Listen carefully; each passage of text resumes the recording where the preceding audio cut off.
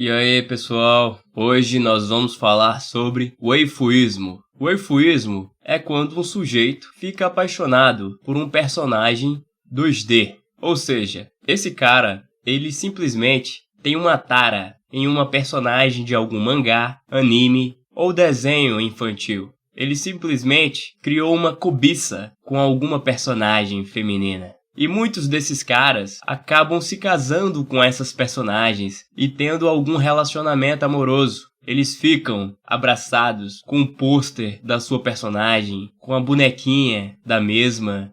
A palavra waifu vem de wife, que significa esposa. A origem do nome surgiu de um anime chamado Azumanga Daioh. O cara que é waifuísta, ele tem, de certa forma, uma idolatria por alguma personagem feminina de algum desenho. Ele simplesmente acha essa personagem melhor do que uma mulher real. Ele poderia fazer amor com essa personagem, fazer um coito gostoso com ela, que seria 10.000 vezes melhor do que com uma mulher real. Para a mulher que é waifuísta, existe uma outra palavra, que é husbando, que vem do termo husband, que significa marido. A garota husbanda, ela curte idealizar personagens masculinos de obras de desenhos animados.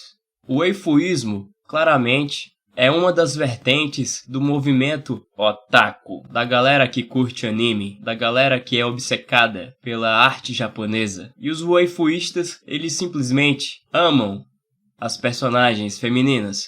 Eles queriam que elas também fossem reais. Porém, como elas são personagens de algum anime, é bem melhor pro waifuísta, já que ele pode personalizar esse amor. Afinal de contas, ela é uma obra de arte. E como ela não é um ser humano vivo, ela não peida, ela não caga, ela não enche o saco, ela não se acha gorda. Para o waifuísta, não há sentido se relacionar com uma mulher normal. Por conta da hipergamia, hoje, um otaku solitário, ele prefere ter um relacionamento com uma waifu, porque a waifu não vai trocar ele por um shed vagabundo. Ela é a sua obsessão. O waifuísmo não é um movimento que foi apenas falado nos tempos atuais. Há uma tragédia grega sobre um rei chamado Pigmalião, que ficou apaixonado pela sua escultura chamada Galateia. Nessa história, o rei Pigmalião, ele simplesmente odiava as mulheres do reino dele, porque na visão dele, essas mulheres eram piriguetes. E aí ele fez uma escultura chamada Galateia, e ele ficou apaixonado pela obra. Só que ele ficava puto, porque Galateia, ela não existia no mundo real. Ela era apenas uma escultura. Então, um certo dia ele pediu para Afrodite para fazer com que Galateia se tornasse uma humana. Então, nós percebemos que os mitos gregos já mostravam como a manginice do homem já é algo bem antigo. Com o advento da tecnologia, hoje a gente já fala sobre a Tecno-Waifu, que é basicamente a waifu versão inteligência artificial.